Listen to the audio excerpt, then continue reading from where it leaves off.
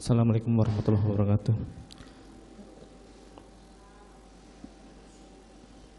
Bismillahirrahmanirrahim. Yang mulia Majelis Hakim, yang terhormat para jaksa penuntut umum, yang terhormat para penasihat hukum, serta hadirin yang saya muliakan. Dalam kesempatan ini izinkan saya memanjatkan puji dan syukur kehadirat Allah Subhanahu wa taala karena atas segala rahmat dan karunia-Nya sehingga saya dapat hadir mengikuti sidang penyampaian nota pembelaan saya pada hari ini. Saya mengucapkan terima kasih yang sebesar-besarnya kepada Yang Mulia Majelis Hakim karena telah memberikan kesempatan kepada saya untuk menyampaikan nota pembelaan atas dakwaan terhadap saya dalam perkara tindak pidana ini. Yang Mulia Majelis Hakim, saya merupakan seorang anggota Polri. Saya dididik selama 11 bulan dan setelah dilantik saya ditempatkan di Polres Brebes, Polda Jawa Tengah. Selama saya bekerja sebagai anggota Polri di Polres Brebes, 3 kali saya dipercaya menjadi driver atau penajudan Kapolres Brebes, yaitu pada tahun 2009, 2010, dan 2013. Saya selalu berusaha sebaik mungkin menjalankan tugas dan tanggung jawab saya dimanapun saya ditempatkan. Pada tahun 2013, Bapak Ferdi Sambo menjadi pemimpin di Polres Brebes. Beliau menjabat sebagai Kapolres Brebes hingga tahun 2015. Dan saya menjadi driver atau ajudan beliau. Kemudian beliau mendapat tempat tugas baru sebagai Wadir Krim Polda Metro Jaya, sedangkan saya dikembalikan ke Satuan Lalu Lintas Polres Brebes. Beberapa kali dipercaya melaksanakan tugas sebagai driver ataupun ajudan seorang pimpinan, secara tidak langsung berpengaruh terhadap pola pikir saya mengenai tugas dan tanggung jawab saya sebagai anggota Polri. Bahwa seorang anggota Polri tidak hanya menjalankan tugas rutinitas saja, tetapi harus dapat berkembang dan berinovasi untuk memberikan pelayanan kepada masyarakat. Dari situlah saya bersama dengan kawan-kawan saya di unit tempat saya bertugas membuat dan mengelola suatu program yang dapat dirasakan langsung manfaatnya oleh masyarakat, seperti program pelatihan berkendara yang baik dan benar bagi masyarakat yang akan mengikuti ujian praktek SIM. Kami namai dengan program Trabas atau Terampil Berkendara Bersama Satlantas, serta sistem pengaduan online pelayanan SIM apabila pemohon SIM mempunyai keluhan atau pertanyaan seputar pelayanan SIM, dan akan langsung dijawab oleh operator pelayanan pengaduan tersebut.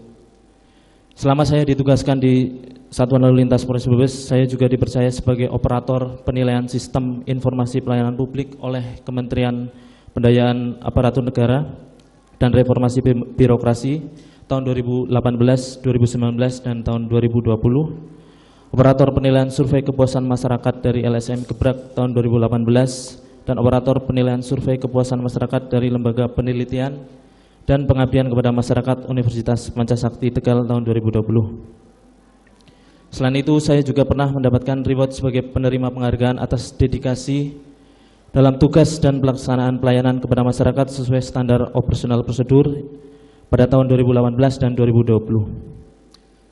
Saya sangat mencintai pekerjaan saya, di samping sebagai jalan untuk mengabdi, menjadi seorang anggota Polri merupakan kebanggaan, impian, dan cita-cita saya.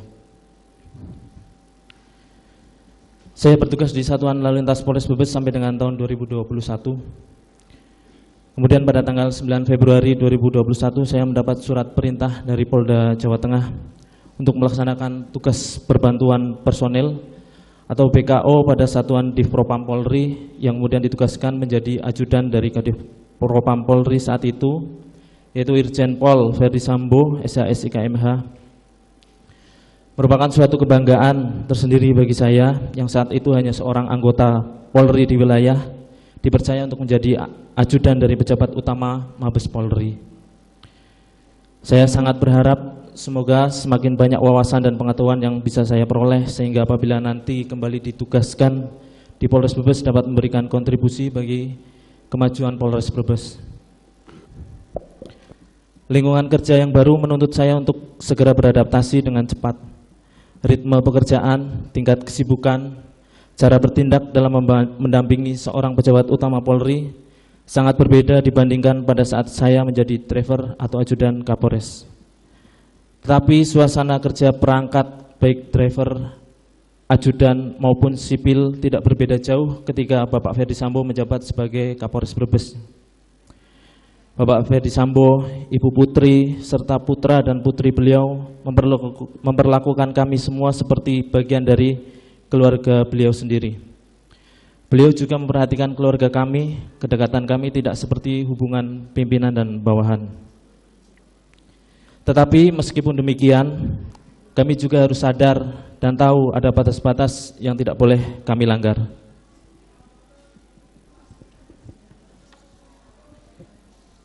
Yang mulia Majelis Hakim, yang terhormat para penuntut umum, yang terhormat para penasihat hukum. Pada malam dini hari tanggal 7 Juli 2022, sekitar pukul 00, Bapak Ferdy Sambo dan Ibu Putri merayakan hari ulang tahun pernikahan di rumah Magelang. Seperti biasanya pada perayaan-perayaan sebelumnya, suasana sangat hangat, terpancar kebahagiaan pada kami semua yang ada di rumah. Pada pagi hari Bapak Ferdy Sambo harus kembali ke Jakarta karena tugas, sedangkan Ibu Putri tetap berada di rumah Magelang untuk memantau putrinya yang baru masuk di sekolah SMA Taruna Nusantara. Tidak pernah terbayangkan sedikit pun ada kejadian pada malam hari tanggal 7 Juli 2022 di rumah Magelang yang selanjutnya membuat saya dituduh melakukan bentuk perbuatan melawan hukum.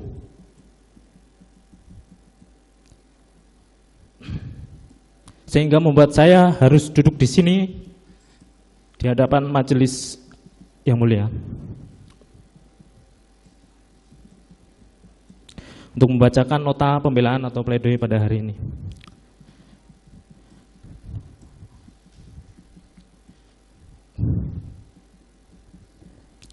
Pengamanan senjata api yang dianggap oleh penuntut umum sebagai bagian dari perencanaan pembunuhan terhadap almarhum Nofriansah Yosua Huta Barat. Dengan tegas saya sampaikan bahwa saya tidak pernah tahu ada rencana pembunuhan.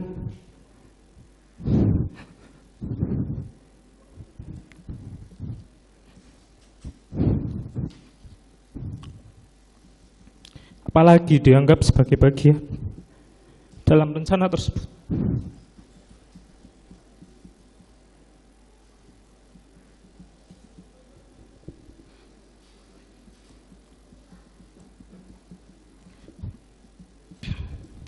Pada saat itu terjadi keributan antara almarhum Yosua Nofriansah Huta Barat dengan Om Kuat Ma'ruf.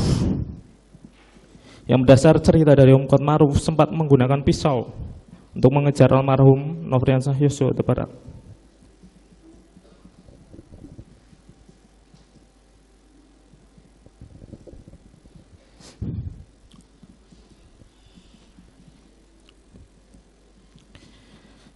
Saya sebagai seorang anggota Polri, sebagai senior, sebagai yang dituakan, melakukan tindakan mengamankan senjata api sebagai bentuk antisipasi dan mitigasi resiko terjadinya keributan kembali di antara mereka.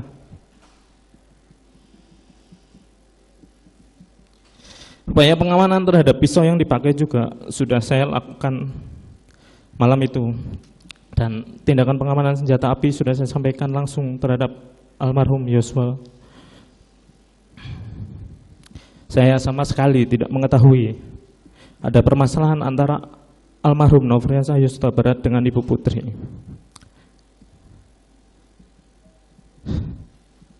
Saya tidak pernah tahu bahwa ada ancaman yang dilakukan oleh almarhum Nofriansah Yosua Huta Barat kepada Ibu Putri.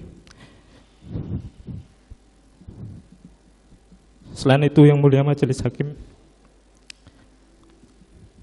saya tidak pernah ada permasalahan baik secara pribadi maupun kedinasan dengan almarhum Yosua.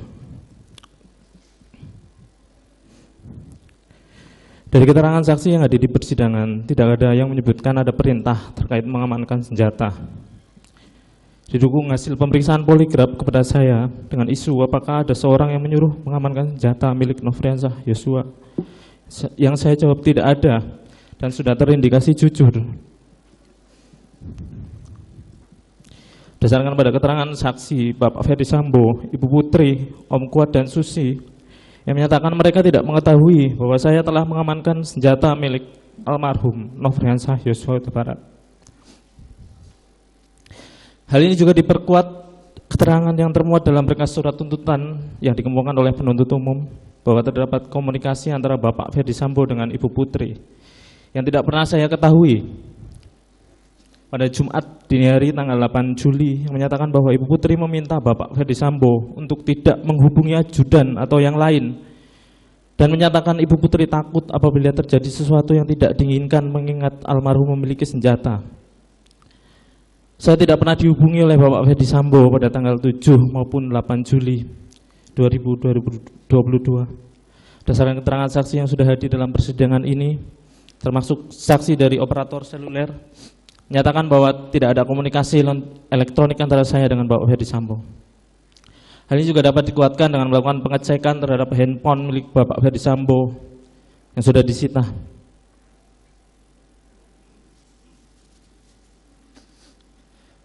Mohon izin yang melanjutkan yang mulia majelis hakim. Pagi hari tanggal 8 Juli 2022,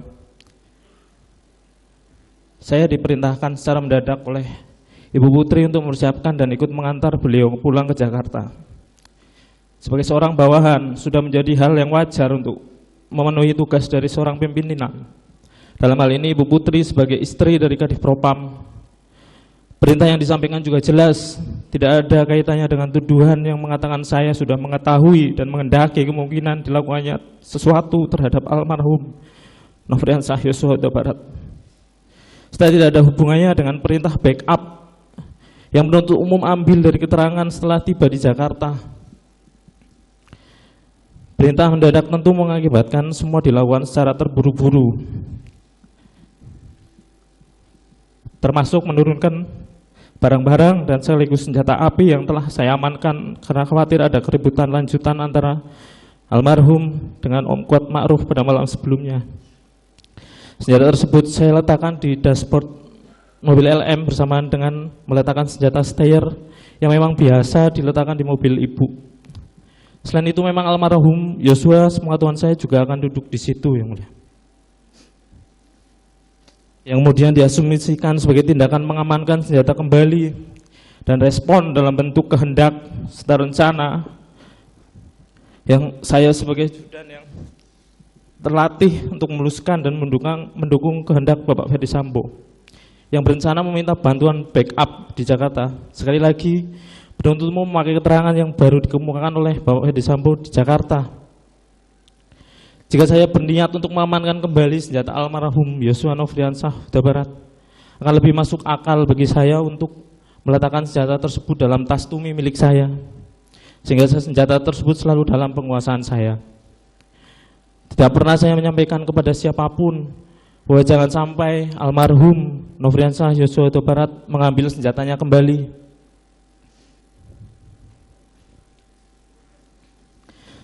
Setelah selesai kendaraan dan barang-barang disiapkan, sudah menjadi tugas saya untuk melakukan pengecekan ulang dalam rumah, memeriksa barangkali masih ada barang milik Ibu Putri yang tertinggal.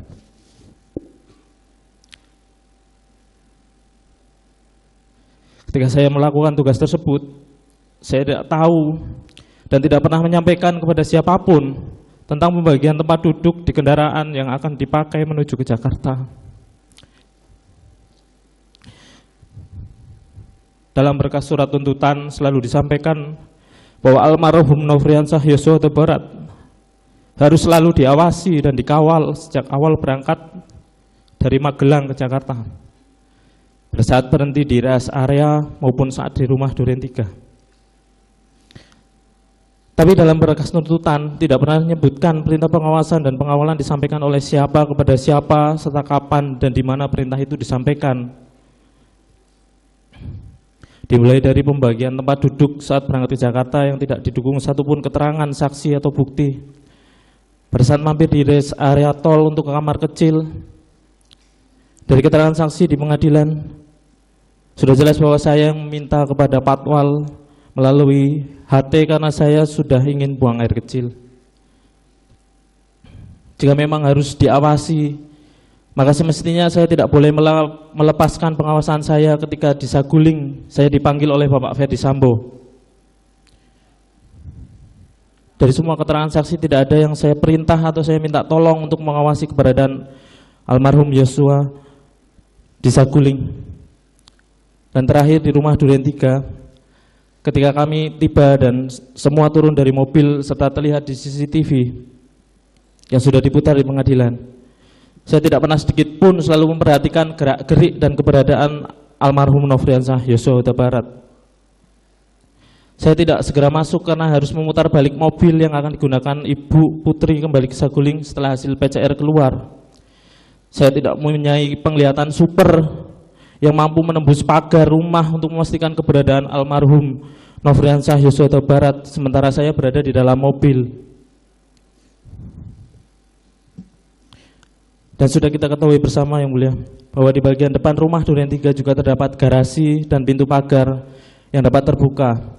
Sedangkan dari rekaman CCTV terlihat pada saat almarhum Nofriansah Yosua Huta Barat berada di sekitar tempat itu, saya sama sekali tidak pernah mendekat ke arah almarhum Nofriansah Yosua Huta Barat.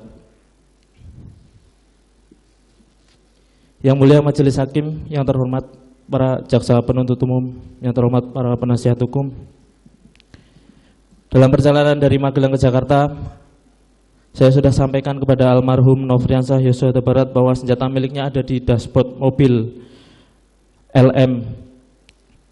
Setelah tiba di Jakarta, saya tidak pernah mengambil kembali senjata tersebut dengan tujuan untuk saya kuasai. Ketika kami duduk-duduk di depan rumah Saguling, saya juga tidak pernah melarang almarhum Yosua untuk mengambil senjata miliknya. Hal ini juga sudah dibuktikan dari semua keterangan saksi yang hadir pada persidangan ini. Selanjutnya saya mendapat perintah dari Bapak Ferdi Sambo untuk naik ke lantai 3 rumah Saguling.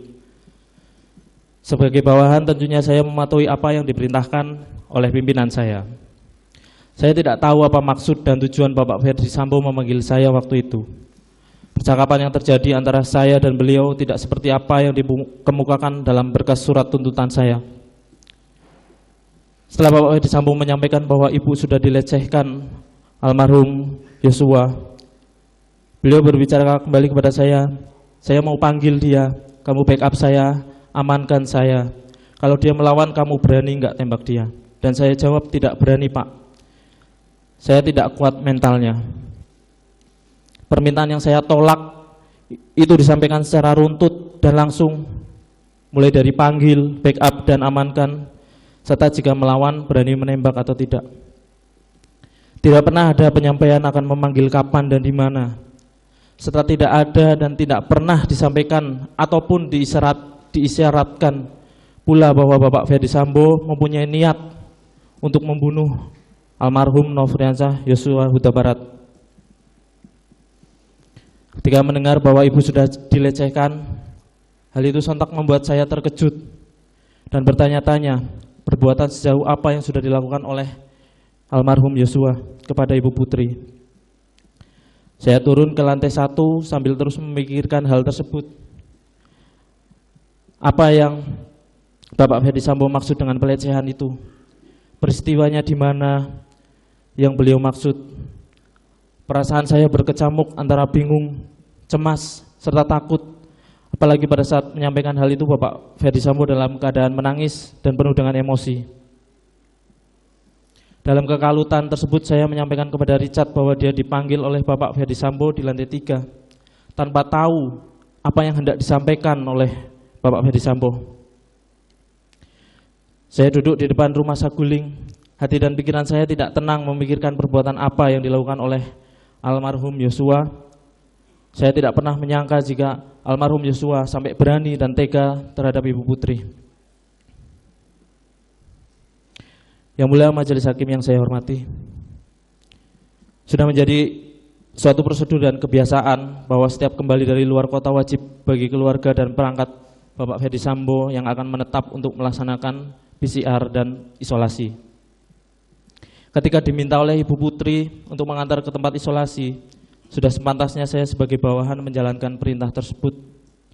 Apalagi hal itu adalah perintah yang sudah biasa saya lakukan sehari-hari. Semua perangkat sudah tahu urutan kebiasaan dan prosedur yang ada. Ikutnya almarhum Nofriansah Yosua Huta Barat ke tempat isolasi bukan atas ajakan atau perintah dari saya. Dapat kita lihat bersama dalam CCTV.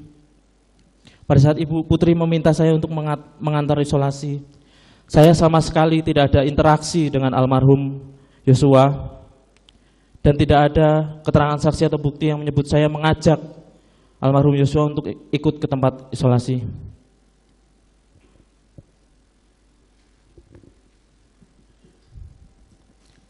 Saya tidak pernah tahu jika Bapak Ferdi Sambo akan menuju rumah Duren 3. Sepengetahuan saya, Bapak Ferdi Sambo akan menghadiri undangan untuk bermain badminton di Depok seperti yang disampaikan Romer dan Prayogi pada saat kami duduk di depan rumah Saguling. Pada saat disampaikan oleh Om Kuat Ma'ruf bahwa saya dan almarhum Yosua dipanggil oleh Bapak Ferdi Sambo, tidak pernah terbayangkan dan terfikirkan sedikit pun bahwa almarhum Yosua akan ditembak dan dibunuh di rumah Duren 3.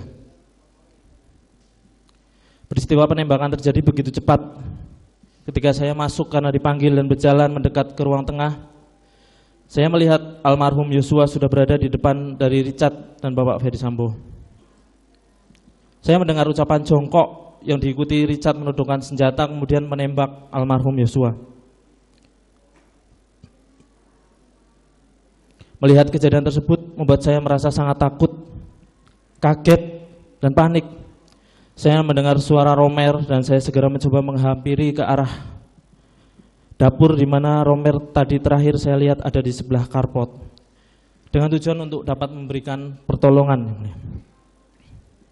Saya merasa shock dan bingung dengan apa yang baru saja terjadi di depan mata saya. Pasca peristiwa penembakan, banyak anggota yang berdatangan ke rumah Duren 3. Saya hanya berada di sekitar karpot dan melihat Bapak Ferdi Sambo menemui semua yang datang saat itu, tanpa ada satupun yang bertanya kepada saya. Seperti yang kita ketahui, Yang Mulia, banyak dari pimpinan saya juga sedang menjalani sidang kasus obstruction of justice dalam perkara ini. Sampai pada akhirnya, saya dibawa oleh anggota Provos ke kantor Biro Provos Mabes Polri untuk dimintai keterangan. Di ruang Provos, Bapak Ferdi Sambo memanggil saya, Om Kuat, dan Richard ke salah satu ruangan, kemudian menyampaikan kepada kami skenario tembak-menembak yang terjadi di rumah Duren 3 dengan tujuan membantu Richard pasca peristiwa penembakan tersebut. Beberapa hari setelah pemeriksaan oleh Provos, Paminal, dan penyidik, saya dipanggil oleh Bapak Ferdi Sambo. Beliau menanyakan apakah saya masih menyampaikan sesuai skenario yang disampaikan di ruang Provos kepada penyidik. Kemudian tanpa tahu maksud dan tujuannya, saya ditunjukkan amplop yang katanya berisi uang. Akan tetapi tidak pernah diberikan dan tidak pernah saya terima, serta tidak pernah saya harapkan hingga saat ini. Beberapa kali saya menjalani proses pemeriksaan, saya masih menceritakan kronologi peristiwa di rumah Duren 3 adalah peristiwa tembak-menembak. Saya merasa sangat gelisah, tertekan, dan tidak tenang karena tidak menyampaikan kejadian yang sebenarnya. Itu semua karena setiap kembali dari pemeriksaan, Bapak Ferdi Sambo selalu menanyakan dan menyampaikan kepada saya untuk bertahan pada skenario tembak-menembak tersebut. Saya masih tinggal di rumah beliau dan saya masih sebagai bawahan beliau yang terpaksa harus menuruti perintah beliau. Hingga pada tanggal 7 Agustus 2022, saya dibawa oleh anggota Provos untuk kemudian dilaksanakan patsus. Dan pada tanggal itu juga saya ditetapkan sebagai tersangka dan langsung dilakukan penahanan. Saya ditunjukkan keterangan dari Richard yang menunjukkan pelaku penembakan terhadap almarhum Yosua dilakukan semua oleh Bapak Ferdi Sambo. Yang kemudian saya diminta untuk membaca Al-Quran. Baru setelah itu saya menuliskan testimoni kejadian sebenarnya peristiwa yang terjadi pada tanggal 8 Juli 2022 di rumah Duren 3. Sesuatu yang sangat sesali yang seharusnya saya sampaikan dari awal dilakukan pemeriksaan oleh penyidik kepada saya. Dalam kesempatan ini, izinkan saya untuk menyampaikan permohonan maaf saya kepada keluarga besar almarhum Nofriansah Yosua Huta Barat dan masyarakat karena sejak awal tidak menyampaikan kejadian yang sebenarnya pada saat diperiksa oleh penyidik pada Kepolisian Negara Republik Indonesia, para pemimpin Polri, dan rekan-rekan anggota Polri dimanapun ditugaskan. Kepada ibu, istri, putri-putri saya, dan seluruh keluarga besar saya memohon maaf atas kejadian yang menimpa saya. Pasti ada dampak yang kalian terima, baik secara langsung maupun tidak langsung. Mohon maaf sudah membuat kalian cemas dan sedih, terutama atas segala doa. Terima kasih atas segala doa dan dukungan tanpa batas dari kalian semua, sehingga membuat saya mampu melewati situasi yang sulit ini. Yang mulia Majelis Hakim, yang terhormat para penuntut umum, yang terhormat para penasihat hukum, serta hadirin yang saya muliakan. Saya mempunyai keluarga yang sangat saya cintai dan saya sayangi. Saya juga orang yang taat pada agama, mengerti akan norma-norma dan hukum. Saya juga merupakan orang yang masih sehat akal dan jiwanya. Tidak pernah terbersit niat sekecil apapun dari dalam hati saya akan menabrakkan mobil yang saya kendarai bersama almarhum Yosua untuk mencelakai atau bahkan membunuh almarhum Yosua. Yang apabila saya lakukan hal tersebut sama saja saya berniat untuk bunuh diri. Dan saya tegaskan sekali lagi bahwa saya tidak pernah menyampaikan hal sangat tidak masuk akal seperti itu kepada siapapun. Yang mulia Majelis Hakim, saya merupakan anak pertama dari 2 bersaudara. Saya lahir pada tanggal 20 Oktober tahun 1987 di Banyumas. Saya juga seorang suami dan ayah dari 3 anak perempuan. Saya dibesarkan di sebuah desa kecil di Banyumas. Saya bersyukur telah dibesarkan di lingkungan yang sangat hangat serta menjunjung tinggi nilai-nilai keagamaan, moral, norma masyarakat dan hukum. Bapak saya merupakan seorang anggota Polri. Beliau adalah sosok yang sangat saya kagumi dan menjadi panutan bagi saya baik dalam cara mendidik anak-anaknya maupun dalam menjalankan tugasnya sebagai abdi negara. Walaupun beliau harus bekerja berbeda di kota dengan kami, tapi beliau selalu memprioritaskan keluarga. Beliau sangat memperhatikan pendidikan saya dan adik perempuan saya. Saya teringat sewaktu masih kecil, saya selalu diajak beliau untuk sholat berjamaah di musola dekat rumah kami, dan dengan sabar beliau mengajarkan saya cara membaca Al-Quran serta menghafal surat-surat Al-Quran. Hal ini menginspirasi saya untuk menanamkan pendidikan agama sejak dini kepada ketiga putri saya, seperti yang beliau lakukan untuk saya. Namun saat ini saya belum bisa melakukan hal yang sama untuk putri-putri kecil saya. Tanggal 25 Agustus 2010, saat saya sedang menjalankan tugas di Polres Brebes, saya mendapat berita duka bahwa bapak saya mengalami kecelakaan dan beliau meninggal dunia. Saya langsung bergegas pulang ke kampung halaman saya dengan hati yang sangat terluka. Saya merasa sangat terpukul. Beliau meninggalkan kami begitu cepat.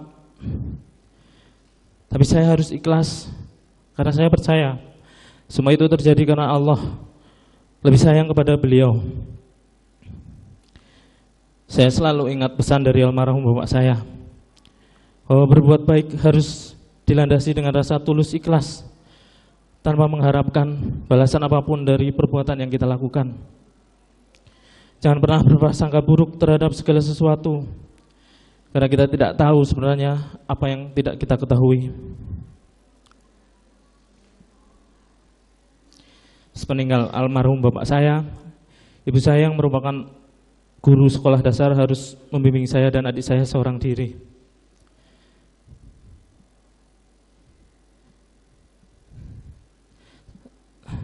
Sama halnya dengan almarhum Bapak.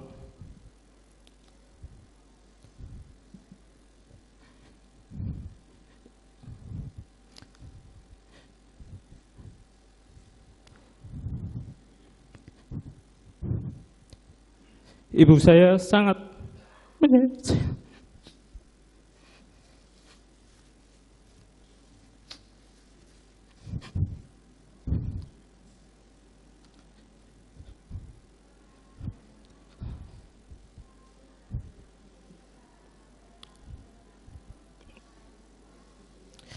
Beliau telah mendidik dan membesarkan saya dan adik saya dengan sangat baik.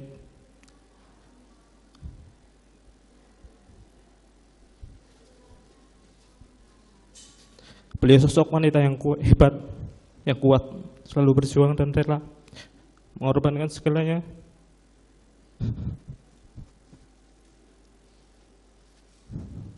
demi anak-anaknya.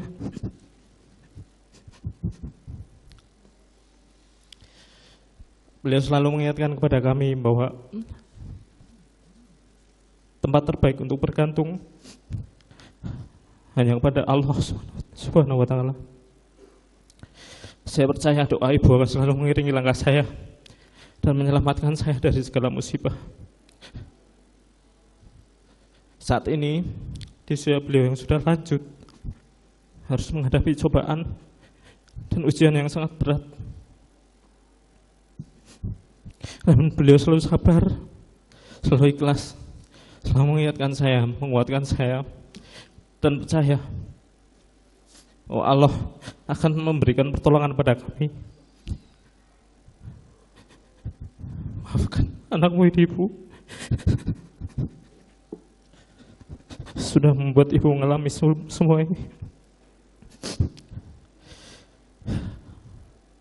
Ibu adalah orang yang paling saya sayangi di dunia ini. Semoga Allah senantiasa memberikan kesehatan, keselamatan, dan perlindungan kepada beliau. Selain sebagai seorang anak, saya juga memiliki peran dan tanggung jawab sebagai seorang kepala keluarga. Saya mempunyai istri yang merupakan seorang ibu rumah tangga. Saya memiliki 3 orang putri. Putri pertama saya berusia 7 tahun. 2 putri saya masih balita.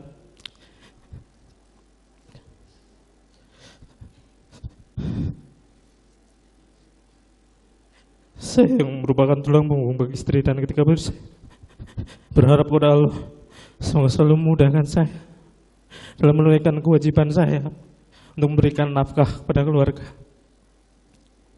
Pasti sangat berat bagi istri saya untuk menjalani ini semua, berjuang membesarkan dan mendampingi ketiga putri saya seorang diri.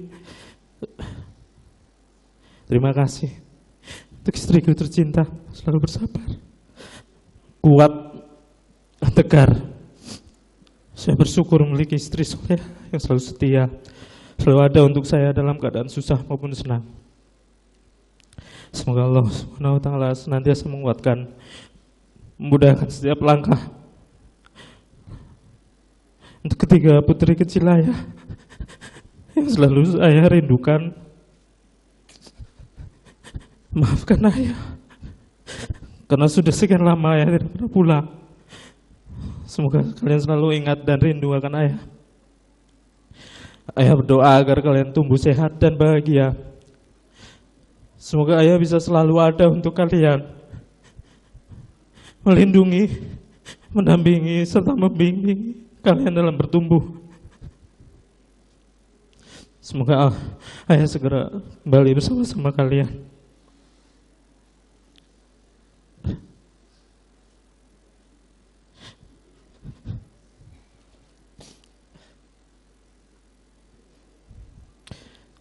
Semoga Allah Subhanahu wa Ta'ala meridhoi dan mengabulkan doa serta harapan saya. Ya Allah, wahai Zat yang Maha membolak-balikan hati, semoga Engkau selalu meneguhkan hati kami di jalan yang benar.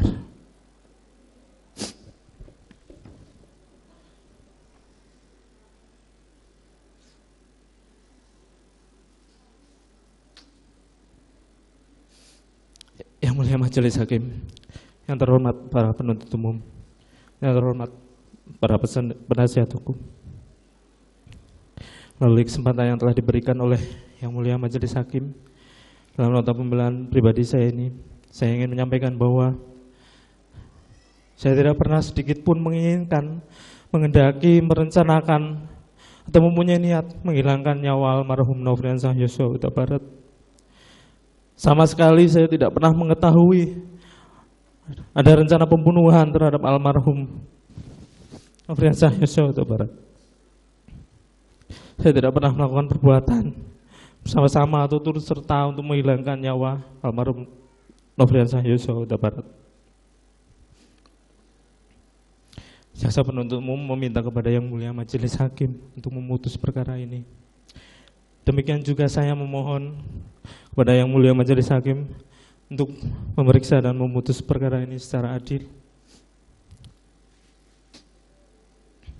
Saya sangat berharap kepada Yang Mulia Majelis Hakim agar menggunakan kedudukannya sebagai wakil Tuhan di muka bumi ini untuk memberikan putusan yang seadil-adilnya, bukan saja untuk saya, melainkan untuk istri, putri-putri saya, dan serta keluarga saya. Saya mohon kepada Yang Mulia Majelis Hakim dapat mencari kebenaran dalam persidangan ini berdasarkan pada fakta dan bukti-bukti yang ada. Saya berdoa kepada Allah Subhanahu wa Ta'ala supaya Majelis Hakim yang mulia berkenan menerima pembelaan saya, pembelaan yang saya ajukan, pembelaan yang akan disampaikan oleh penasihat hukum saya, membebaskan saya dari dakwaan dan tuntutan serta memulihkan segala hak saya dalam kemampuan, kedudukan, serta harkat dan martabat saya.